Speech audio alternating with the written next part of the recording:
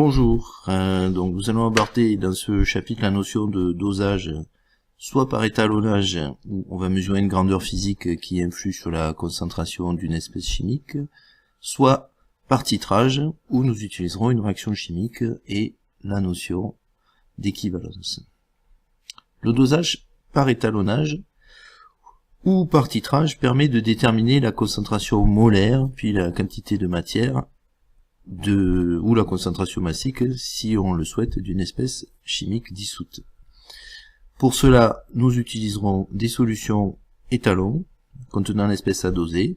Ces solutions sont préparées par dilution, le plus souvent à partir d'une solution mère de concentration connue avec précision.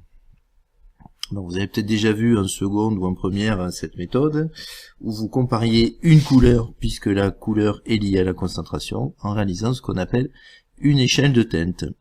Chacune ici des 12 solutions a une concentration connue, de la moins diluée C1 à la plus diluée C12.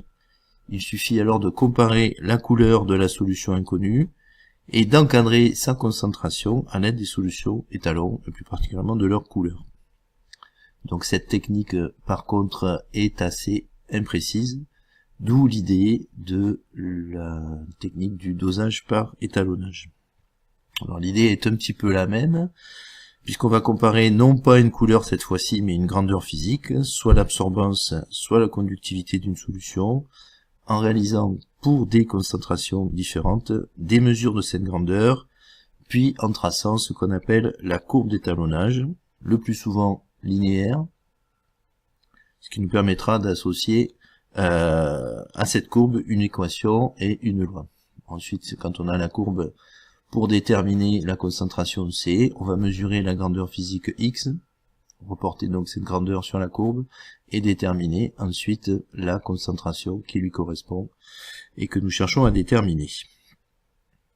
Alors ce type de dosage présente quelques avantages. Le premier, c'est que la solution n'est pas altérée par une réaction chimique, comme ce sera le cas pour les dosages par titrage. Et le second, c'est que nous n'utiliserons que de faibles quantités de solution. Par contre, il faut, dans un premier temps, réaliser toutes les solutions étalons, ce qui est assez long, mais qui pourra ensuite être évité en utilisant une loi. Donc les deux techniques d'un dosage par étalonnage. La première, donc ces deux techniques utilisent soit la spectrophotométrie, soit la conductimétrie. Donc nous allons commencer par la spectrophotométrie, qui n'est destinée qu'à des solutions chimiques colorées, puisqu'on va mesurer une grandeur qui est l'absorbance. Je vous rappelle l'utilisation de cette loi, déjà vue, qui va lier l'absorbance à la concentration, ces deux grandeurs étant proportionnelles. Et dans le cas où il y a plusieurs espèces chimiques absorbantes, on utilise, je suis passé trop vite, la relation qui est ici. Alors en pratique, comment réaliser ce dosage par étalonnage?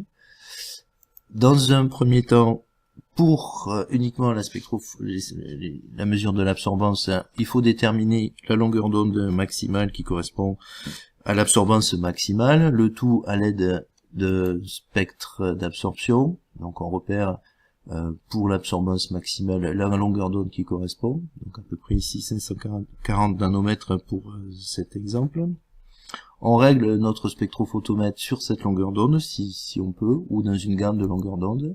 On réalise ensuite les solutions étalons, pour lesquelles on mesure l'absorbance A. On trace ensuite la courbe d'étalonnage, A en fonction de la concentration, comme ici, et cette courbe nous permettra ensuite de déterminer soit graphiquement, comme précédemment, soit en utilisant la loi de Beer-Lambert, la concentration de notre espèce en solution, en ayant mesuré uniquement son absorbance. La conductimétrie, elle, ne s'adresse qu'à des solutions qui sont conductrices, autrement dit qui contiennent des ions.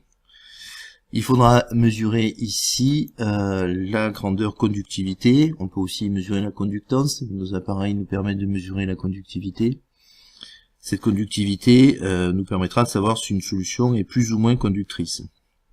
Elle se mesure avec un conductimètre et elle est reliée à la concentration des ions qui sont présents dans la solution par cette loi qu'on appelle la loi de Colroche, excusez-moi pour la prononciation, où la grandeur lambda est la conductivité molaire ionique ou ionique molaire qui va dépendre de l'ion ou des ions, de la température. C'est une grandeur qui sera toujours donnée. Il faudra juste faire attention aux unités éventuellement dans le calcul de sigma qui doit être en Siemens par mètre. En pratique, bien c'est un petit peu pareil. On va mesurer la conductivité sigma des différentes solutions étalons. On va ensuite tracer la courbe d'étalonnage, et une fois qu'on aura la courbe d'étalonnage, on mesurera la conductivité de notre solution à doser, et graphiquement ou par la loi, on pourra déterminer la valeur de la concentration inconnue. Donc je vous laisse vous entraîner avec ce QCM, et on reviendra sur ce cours très bientôt. Merci de votre attention.